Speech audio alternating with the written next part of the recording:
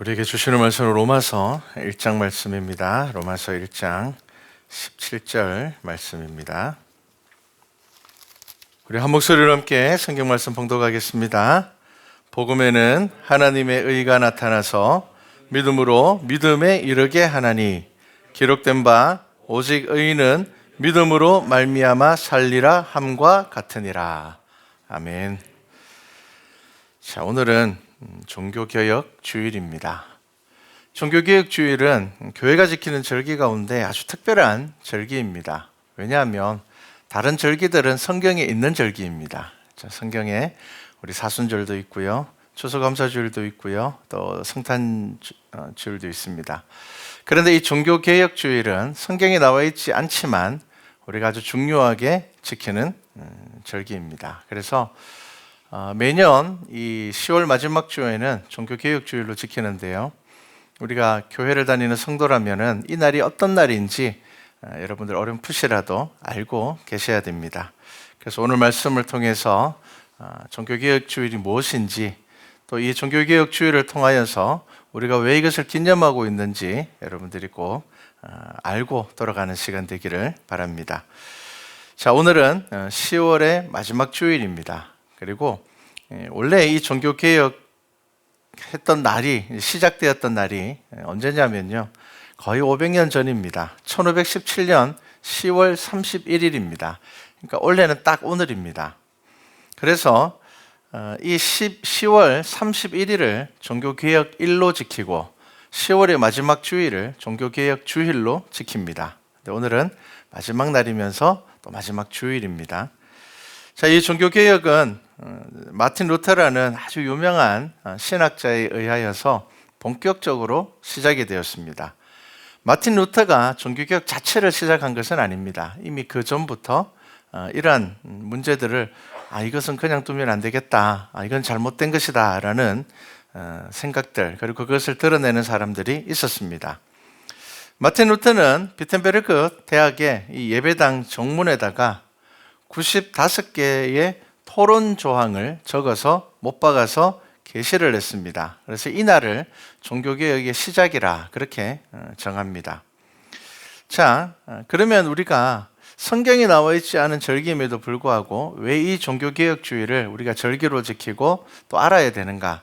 아주 중요한 두 가지 이유가 있습니다. 하나는 이 종교개혁을 통하여서 카톨릭에서 우리 개혁교회가 분리되어서 나왔기 때문입니다. 보통 기독교라고 이야기하면 카톨릭과 개혁교회를 합해서 기독교라고 이야기를 합니다. 우리나라에서는 좀 의미가 기독교, 성당, 카톨릭 이렇게 구분을 하는데, 그렇게 구분하는 것은 잘못된 것이고요. 기독교는 예수 그리스도를 주로 고백하는 모든 사람들, 모든 종교를 기독교라고 이야기를 합니다. 그리고 이 기독교 안에 이제 동방 종교도 있고요, 또 카톨릭이 있고요. 크게 구분하면은 개혁교회가 구분됩니다. 그래서 이 개혁교회라는 말은 말 그대로 개혁되어서 나온 교회입니다. 이거를 우리가 개신교라고 이야기하기도 합니다. 그러면 이 개신교회는, 개혁교회는 대표적인 어떤 교회들이 있는가 하면은 루터파 교회가 있고요, 그리고 개혁파 교회가 있고, 지금 우리가 속해져 있는 장로교회가 있습니다. 그리고 제세례파 교회가 있고요. 그리고 이제 종교개혁 이후에 이제 등장한 교회들은 감리교회, 그리고 오순절 교회 등등이 이제 그 이후에 생겨나게 됩니다. 종교개혁이라는 것이 중요한 이유는 개혁교회가 시작되었기 때문입니다. 그리고 두 번째로 우리가 이 종교개혁 주일을 지키고 기념하는 이유는 이 개혁의 정신을 잃어버리면은 교회는 본질을 잃어버리기 때문입니다. 분명히 무엇인가 잘못되었기 때문에 개혁해서 나왔단 말이에요. 그러면은 우리가 왜 개혁해서 나왔는지, 무엇이 잘못되어서 우리가 개혁했는지를 잊어버리게 되면은 다시 그 잘못을 반복하게 될 수가 있습니다. 그리고 아쉽게도 그러한 모습들이 우리 안에 보일 때가 많습니다. 우리가 속해져 있는 이 장로교회는 이 루터로 인하여서 시작된 이 종교개혁 이후에 이제 2세대 종교개혁자를 할 수 있는 칼빈이라는 이 신학자에 의해서 시작되었다고 볼 수가 있습니다. 뭐 칼뱅이라 그러기도 하고요. 발음이 조금씩 차이가 납니다. 자, 그런데 이 칼빈은 장로 제도를 회복했습니다. 우리 지금 교회에 장로님이 있잖아요. 여러분, 목사는 장로 가운데 목회하는 장로를 목사라고 이야기를 합니다. 그래서 우리는 장로교회입니다. 그러니까 장로가 중심이 되어서 교회를 이끌어가는, 교회의 큰 일들을 결정하는 것이 장로교회입니다. 이러한 장로제도를 회복한 사람이 바로 칼빈입니다. 우리가 구약 성경에 보면은 장로들이 나옵니다. 신약 성경에도 등장을 합니다. 그런데 이 가톨릭 교회가 시작되면서 사제 중심으로 교회가 흘러갔습니다. 장로제도가 거의 사라져 버렸습니다. 그래서 성경에 근거하여서 이 장로제도를 회복한 사람이 바로 칼빈입니다. 자, 그런데 아까도 이야기했지만 마틴 루터라든지 이 칼빈이라는 사람들이 이제 대표적인 종교개혁의 어떤 신학자들이지만 이 사람들이 순수하게 모든 종교개혁을 시작한 것은 아닙니다. 대표적인 사람이 이제 존 위크플리라는 사람과 그 다음에 존 후스라는 사람이 있는데요. 이 존 위크플리라는 사람은 중세 시대 때 로마 가톨릭이 성직자들의 교권을 남용하는 것을 비판했습니다. 그리고 이 성경을 자기 나라의 말인 영어로 번역을 했습니다. 그래서 영국 국민들로 하여금 자국어로 성경을 읽고 자국어로 설교를 들을 수 있게 한 사람이 바로 존 위커플리입니다. 근데 우리는 지금 생각하면 이게 당연하잖아요. 우리 한국 사람이니까 제가 한국말로 설교를 하는 겁니다. 이게 당연하죠. 그런데 종교개혁이 일어났을 당시에는 그렇지 않았습니다. 라틴어로 거의 예배를 드렸습니다. 그러니까 사람들은 지금 무슨 예배를 드리는지 잘 모릅니다. 설교 본문 말씀이 뭔지도 잘 모릅니다.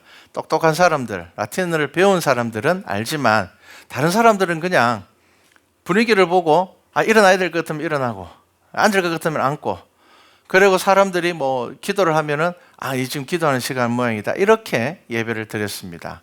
그런데 이제 자기 나라 말로 성경을 번역하고 자기 나라 말로 설교를 하는 것, 당연한 이것조차도 그 당시에는 이루어지지 않았습니다.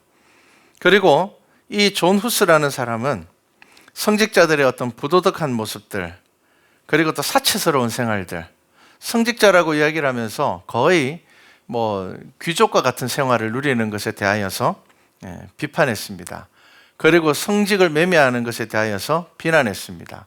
왜냐하면 이 성직이라는 것이 귀족과 같은 삶을 살다 보니까 이 성직이 매매가 되는 겁니다. 정말 비성경적인 일들이죠. 그리고 성경의 권위가 교황이나 사제, 즉 교회의 권위보다 앞선다고 주장했다가 결국 이 존 후스라는 사람은 화형에 처해져서 순교하게 됩니다. 우리가 지금 생각하면 성경의 권위가 당연히 제일 높지, 우리는 이것을 당연하게 생각을 하지만 그 당시에는 성경의 권위보다 사제들의 권위가 더 높았습니다. 특히나 교황의 권위가 훨씬 더 높았습니다. 그러다 보니까 이 교황은 완벽한 사람이었습니다. 자, 이런 여러 가지 일들이 이미 루터 이전에 있었습니다. 그리고 그 후에 이 종교개혁의 운동에 본격적으로 불을 붙인 사람이 바로 루터입니다. 그러니까 앞선 선교의 순교의 열매가 있었던 겁니다. 누군가는 그 길을 갔고 누군가는 그것에 대해서 이야기한 사람이 있었기 때문에 결국은 이 열매가 맺히는 것입니다. 당시에는 토론할 일이 있으면 토론할 조항들을 적어서 오늘날 이야기하면 대자보처럼 게시판에다가 붙이는 것이 관행이었습니다. 그래서 루터가 95개의 조항을 이 비텐베르크 대학의 예배당 입구에다가 걸었습니다. 자, 이것은 종교개혁을 하려고 시작한 것이 아니라 이 부분은 분명히 문제가 있으니, 이것은 분명히 우리가 잘못하고 있으니 이 부분에 대해서 우리 진지하게 토론 좀 하자. 그렇게 되었는데 그것이 바로 종교개혁의 도화선이 되었습니다. 이 비텐베르크 대학은, 그리고 이 대학의 정문은 그 당시에 이 대학교에 쉽게 이야기하면 전체 게시판으로 사용되는 장소였습니다. 그러니까 거기다가 이 95개의 조항을 붙이는 것은 잘못된 것이 아니고 당연한 일이었습니다. 자, 이 루터는 이 비텐베르크 대학의 교수였습니다. 교수였으며 신부였습니다. 자, 그는 종교개혁을 하면서 이렇게 이야기를 했습니다. 나는 바쁠 때에 더 많이 기도한다. 이 말은 굉장히 유명합니다. 그리고 칼빈도 마찬가지였습니다. 칼빈은 이렇게 이야기했습니다. 나는 하루에 8번은 기도해야 한다고 생각한다. 자, 이 말은 무엇을 의미하는가 하면요, 종교개혁이라는 것이 신학자들의 어떤 신학적인 방법으로 이루어진 것이 아니라는 겁니다. 그들은 뛰어난 신학자였지만 이 종교개혁은 영성으로 이루어진 것이었습니다. 기도 가운데 이루어진 것이었습니다. 당시 이 로마 가톨릭 교회의 부정과 부패가 타락이 얼마나 심했는가 하면은 대표적인 것 하나만 이야기하자면 성베드로 성당이 있습니다. 성베드로 성당을 짓는데 천문학적인 돈이 들었습니다. 얼마나 화려하고 멋있게 지었는지 돈이 끊임없이 들어갔습니다. 자, 그러니까 이 가톨릭 교회가 우리가 잘 아는 면죄부를 팔기 시작을 했습니다. 자, 성경에도 나와 있지 않는 천국과 지옥 중간에 연옥이라는 것을 만들어 놓고 이미 죽어서 이제 연옥에서 심판받기 위해서 대기하고 있는 사람들이, 그 사람들을 위하여서 살아있는 사람들이 이 땅에서 선행을 많이 하면 그 사람들이 천국으로 간다라고 말했습니다. 그런데 이 선한 일이 무엇이겠습니까? 이게 헌금이었습니다. 헌금을 많이 갖다 바치면 지금 연옥에서 심판을 받고 있는 지옥에 가려는 사람들이 천국에 갈 수 있다고 면죄부를 팔았습니다. 그래서 그들이 어떻게 이야기를 했는가 하면 헌금함에 돈을 넣을 때 헌금함 안에 돈이 떨어지는 소리가 나자마자 영혼이 연옥에서 낙원으로 옮겨진다. 자, 여러분, 이것은 말도 안 되는 소리입니다. 성경 어디에도 없는 소리입니다. 그런데 이것을 가톨릭 교회 당국이 이야기하면서 면죄부를 팔기 시작했습니다. 자, 루터는 이것이 분명히 잘못되었다라는 것을 알고 있었습니다. 하지만 그 당시에 세계는 기독교 세계였습니다. 함부로 교황의 권위에 반발할 수가 없었습니다. 생명을 내어놓아야 되기 때문입니다. 자, 그런데 우리가 읽은 이 로마서 말씀을 통하여서 루터는 힘을 얻고 용기를 얻었습니다. 우리가 읽은 로마서 1장 17절에서 말하는 이 의라는 것이 무엇인지에 대해서 루터는 깨닫게 되는 겁니다. 자, 오늘 말씀에서 복음에는 하나님의 의가 나타나서 믿음으로 믿음에 이르게 하나니 기록된 바 오직 의인은 믿음으로 말미암아 살리라. 오직 의인은 믿음으로 말미암아 산다는 것입니다. 로마서 1장 17절에서 말하는 이 의라는 것은 의로운 상태를 이야기하는 것뿐만이 아니라 이것이 법적인 용어로서 누군가가 의롭다고 선언하는 행위라는 것을 루터는 깨닫게 됩니다.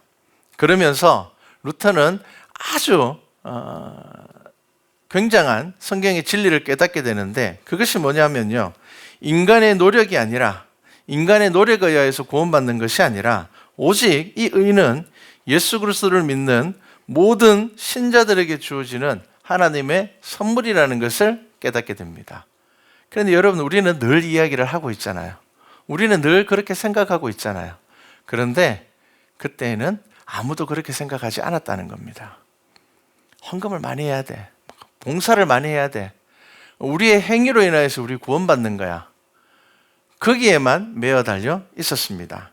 그런데 그것이 아니라는 것을 이 루터는 깨닫게 됩니다. 이 로마서 1장 17절을 통하여서 그가 이 사실을 깨닫는 순간을 그가 이렇게 기록했습니다. 그때 나는 거듭나게 되었고 열린 문을 통해 낙원에 들어가게 되는 것을 느꼈다. 모든 성경은 내게 새로운 의미를 갖게 되었다. 특히 오직 의인은 믿음으로 말미암아 살리라는 말씀은 내게 하늘의 문이 되었다. 자, 루터는 믿음으로 구원을 얻으며 로마 가톨릭 교회의 유물숭배와 면죄부 판매가 비성경적이고 비신앙적이라는 것을 그는 담대하게 비판할 수 있게 됩니다. 그가 온전한 구원을 얻었기 때문입니다. 이제 죽음을 두려워하지 않기 때문입니다. 내가 구원받았다는 확신을 그는 이 말씀을 통하여서 깨닫게 되었습니다. 여러분, 믿음에 선행이 더해져서 구원을 얻는 것이 아니라 우리는 믿음으로 구원받습니다. 선행은 무엇입니까? 믿음으로 구원받은 자들의 거듭난 삶이 선행이 되어야 되는 겁니다. 내가 예수님 때문에 구원받았는데 예수님께서 나를 위하여 죽으셨는데 어떻게 내가 이렇게 살 수가 있는가? 예수님께서 나를 위하여서 십자가에 달려 죽으셨는데 어떻게 내가 세상 즐거움을 가지고 살아갈 수 있는가? 어떻게 내가 나만을 위해서 살아갈 수 있는가? 그리하여서 그 삶 가운데서 거듭남으로 인하여서 변화된 것이 의로운 삶이고 행위이지 그 행위를 통하여서 구원받는다는 것이 아니라는 겁니다. 그것을 루터는 깨닫게 됩니다. 그러면서 은혜로 산다는 말이 무엇인지를 그는 알게 됩니다. 은혜로 산다는 것이 무엇입니까? 매일매일 십자가의 사랑을 경험하는 것입니다. 나는 죄로 인하여서 죽을 수밖에 없는데 하나님께서 그 예수 그리스도를 통하여서 나를 살리셨으니 나는 그 죽음 가운데서 살아난 삶을 매일 살아가는 것입니다. 이것이 바로 은혜로 살아가는 겁니다. 자, 그래서 종교개혁의 원리가 있습니다. 그가 내세운 95개의 조항이 있지만 그것을 크게 5개로 구분하면은 이렇게 이야기할 수 있습니다. 이것은 이제 여러분들이 대충 기억하시면 좋습니다. 오직 성경입니다. 쉽습니다. 그 다음에 오직 그리스도입니다. 오직 믿음입니다. 오직 은혜입니다. 오직 하나님께 영광입니다. 자, 여러분, 당연한 말입니다. 그런데 이 당연한 말이 종교개혁의 출발이 되었다는 겁니다. 이 말은 그 당시에 이 당연한 것들이 교회 안에서 당연하지 않았다는 겁니다. 하나님을 믿노라 하면서 예수 그리스도를 믿노라 하면서 오직 예수 그리스도를 바라보지 않았다는 겁니다. 오직 성경을 바라보지 않았다는 겁니다. 하나님께 영광 돌리지 않았다는 겁니다. 은혜 가운데 살아가지 못했다는 겁니다. 그래서 우리 장로교를 창시한 칼빈은 교회를 개혁하면서 그가 가장 중요하게 생각했던 것이 뭐냐면은 교회 정치와 교회의 직분의 개혁이었습니다. 여러분, 교회는 누가 힘들고 어지럽게 하겠습니까? 여러분, 교회 나온 지 한 달 된 사람이 교회를 힘들게 하지 않습니다. 적어도 수십 년 신앙생활을 하면서 그래도 교회에서 직분을 가지고 있는 사람들이 교회를 힘들게 하는 겁니다. 때로는 교회를 어렵게 만드는 겁니다. 그래서 칼빈은 이 카톨릭의 그 당시의 부정부패가 어디에서 왔는가를 분명히 알았습니다. 그래서 교회의 정치와 교회의 직분을 개혁해야 된다고 생각을 하고 이 사제들 중심으로 이루어진 이 제도는 잘못된 것이다. 그래서 장로라는 제도를 만들고 그래서 교회가 함께 협의하며 믿음의 공동체로 세워지게 했던 것입니다. 그는 그 일에 한평생을 바쳤습니다. 이 칼빈은 프랑스 사람입니다. 그의 관심은 교회였습니다. 성경을 근거로 해서 참된 교회를 세우는 것. 정말 성경에서 이야기하고 있는 이 초대교회로 돌아가는 것이 그 칼빈의 가장 큰 그의 삶의 가장 큰 숙제였습니다. 칼빈은 기독교 강요라는 신학책을 저술을 했습니다. 이 책은 지금까지 목회를 하는 신학자들이라면 꼭 봐야 되는 책인데 정말 어렵습니다. 그런데 칼빈은 이 책을 27살 때 저술을 했습니다. 정말 어렵습니다. 그런데 이 책을 저술한 이유도 뭐냐면요, 교회를 통하여 교인들이 거룩한 삶을 살아가게 하기 위하여서 그는 고민하면서 기록을 했습니다. 그러면 이 종교개혁의 5가지 내용 중에 한 2가지 정도는 우리가 잘 봐야 됩니다. 왜 이런 이야기를 했을까? 자, 오직 성경입니다. 자, 우리는 지금 당연히 성경이 얼마나 중요한지 압니다. 하나님의 말씀만큼 더 소중한 게 없다라는 건 압니다. 그래서 우리는 큐티를 하고 기도회를 하고 우리는 늘 말씀을 묵상을 하고 때로는 필사도 하고 그렇게 우리는 하나님의 말씀을 깊이 있게 경험하려고 노력을 합니다. 그런데 그 당시에는 이 성경보다 누구 권위가 더 높았다고요? 아까 이야기했죠? 사제들의 권위가 더 높았습니다. 그런데 이것을 사제들의 권위라고 이야기하지 않고요, 교회의 권위라 그렇게 이야기를 했습니다. 자, 성경보다 교회의 권위가 더 높다 그러면은 그럴 수도 있을 것 같은데라는 생각이 듭니다. 왜냐하면 예수님께서 교회를 세우셨기 때문입니다. 교회의 주인은 예수님이시기 때문입니다. 그런데 그 속에 들어있는 뜻은 사제들이었습니다. 사제가 성경보다 더 높은 권위를 가지고 있었습니다. 그리고 교황 무호설이 있어서 교황이 하는 말은 무조건 다 옳은 말이었습니다. 그런데 이 모습은 지금도 볼 수가 있습니다. 지금도 세계적으로 어떤 이슈가 생기면은 가톨릭은 신학적인 어떤 의견을 내지 않습니다. 교황이 어떤 말을 하는가가 중요합니다.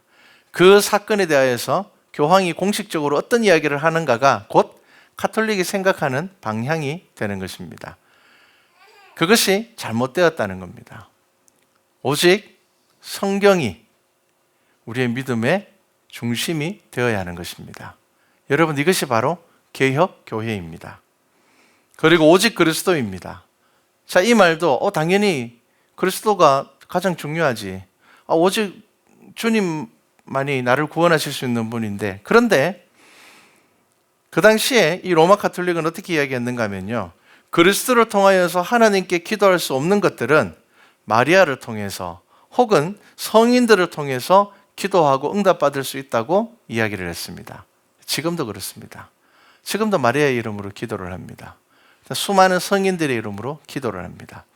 그런데 여러분, 이것은 잘못된 것입니다. 분명히 성경을 중심으로 봐야 됩니다. 요한복음 14장 13절에 뭐라고 이야기를 하십니까? 예수님께서 너희가 내 이름으로 무엇을 구하든지 이렇게 이야기를 합니다. 예수님의 이름으로 구하라는 것입니다. 그리고 요한복음 16장 26절에도 마찬가지입니다. 그날에 너희가 내 이름으로 구할 것이요, 이렇게 이야기를 합니다. 예수 그리스도 이름으로 구하라고 이야기를 합니다. 그리고 우리가 잘 아는 사도행전 4장 12절에는 무엇이라고 이야기를 합니까? 다른 이로서는 구원받을 수 없나니. 다른 이름으로는 구원받을 수 없습니다. 그런데 로마 가톨릭은 마리아의 이름으로 기도해도 되고 유명한 성자들의 이름으로 기도해도 하나님께서 들어주신다. 아닙니다. 우리와 하나님 사이에 유일한 중보자는 예수 그리스도입니다. 여러분, 이 당연한 사실이 그 당시 교회에서는 통용되지 않았다는 것입니다. 자, 그리고 오직 믿음입니다. 이 오직 믿음은 오늘 우리가 읽은 1장 17절의 말씀으로 루터가 오직 의인은 믿음으로 산다, 믿음 외에 다른 것은 없다라고 이야기를 합니다. 그리고 오직 은혜입니다. 하나님의 은혜는 하나님과 분리될 수 있는 것이 아닙니다. 하나님은 예수 그리스도를 통하여서 우리의 삶에 찾아오시는 분입니다. 그래서 인간에게 주시는 가장 큰 선물은 바로 구원, 하나님의 은혜입니다. 그리고 하나님께만 영광입니다. 오직 하나님께만 영광. 여러분, 하나님을 발견한 사람, 하나님의 은혜를 경험한 사람은 무엇을 위해 살아가겠습니까? 하나님의 영광을 위해서 살아가게 되는 겁니다. 이것은 당연한 겁니다. 당연히 하나님의 영광을 위해서, 하나님의 뜻을 위해서 성경 가운데 말씀하시는 그 하나님의 사명을 감당하기 위해서 살아가는 것이 성도가 되어야 되고 교회가 되어야 한다는 겁니다. 그런데 그렇지 못했다는 것입니다. 자, 이 5가지, 우리가 이 5가지의 어떤 이 내용으로 이것이 바로 종교개혁의 시작이 되었습니다. 자, 그렇다면 그렇게 개혁되어 나온 교회는, 그리고 이 개혁교회에 소속된 저와 여러분은 이 5가지의 믿음을 지키고 있습니까? 여러분, 이것을 보셔야 됩니다. 여러분, 오직 성경입니까? 오직 그리스도입니까? 오직 믿음입니까? 오직 은혜입니까? 오직 하나님께 영광입니까? 그런데 이것을 우리가 가지지 못하고 예전에 잘못되었던 그 모습, 우리가 개혁되어서 나올 수밖에 없었던 그 잘못된 모습을 지금 우리가 가지고 있지 않습니까? 권력과 돈과 타락과 하나님을 생각하지 아니하고 오직 하나님을 바라보지 않고 오직 예수 그리스도를 바라보지 않고 우리의 욕심에 사로잡혀서 살아가고 있지 않습니까? 교회라고 이야기를 하면서 사람들을 의지하고 있지 않습니까? 여러분, 우리가 개혁되었던 그 개혁의 신앙을 기억하셔야 됩니다. 오직 그리스도, 오직 믿음, 오직 은혜, 오직 성경, 오직 하나님께 영광을 돌리는 것, 이 당연한 것을 잃어버렸다면 우리는 빨리 제자리로 돌아와야 됩니다. 이것이 바로 교회입니다. 세속화되어 가고 있는 한국교회는 개혁신앙을 따라서 성경으로 돌아가야 됩니다. 여러분, 개혁이라는 것은 한번 했기 때문에 끝나는 것이 아니라 지속적으로 이 개혁의 정신이 유지되고 있어야 됩니다. 그래서 여러분, 삶을 점검하셔야 됩니다. 성경과 말씀에서 벗어나서 오직 예수 외의 것을 추구하는 이들이 많아지고 있습니다. 믿음으로 사는 삶을 나타내지 못하고 건물을 자랑하거나 헌신된 성도를 자랑하는 것이 아니라 모이는 수를 자랑할 때가 많습니다. 내가 감당하고 있는 사명을 자랑하지 못하고 재정의 부유함만을 자랑하는 교회들이 많아져 가고 있습니다. 자, 오늘 종교개혁 주일입니다. 이 종교개혁 정신을 기억하셔서 우리 말씀과 찬양교회 안에 올바른 말씀의 뿌리가 세워져서 하나님의 일들을 온전히 감당할 수 있는 교회와 성도 되기를 주님의 이름으로 축복합니다.